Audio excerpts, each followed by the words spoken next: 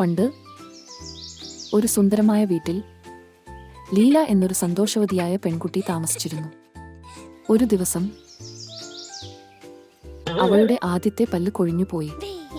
ആവേശഭരിതനായി പല്ലുകളുടെ ദേവതയെ കാണാമെന്ന പ്രതീക്ഷയിൽ അയാൾ അത് തലയണയ്ക്കടിയിൽ വെച്ചു. ആ രാത്രിയിൽ പല്ലിന്റെ ദേവി തന്റെ സഞ്ചി നിറയെ നാണയങ്ങളുമായി എത്തി. പല്ലിനായി കൈ നീട്ടിയപ്പോൾ ഒരു ഉറുമ്പ് ഒരു വലിയ കഷണം എടുക്കാൻ ശ്രമിക്കുന്നത് കണ്ടു. എന്തിനാണ് നിങ്ങൾ ഇത്ര കഠിനാധ്വാനം ചെയ്യേണ്ടത്? അവൾ ചോദിച്ചു.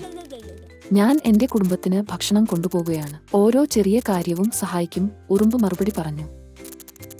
അതിൽ മതിപ്പു തോന്നിയ പല്ലുകളുടെ ദേവത ലീലയ്ക്ക് ഒരു തിളങ്ങുന്ന നാണയവും ഒരു കത്തും നൽകി. എല്ലാ ദിവസവും പല്ല് തേക്കുന്നത് പോലുള്ള ചെറിയ ശ്രമങ്ങൾ വലിയ മാറ്റമുണ്ടാക്കും.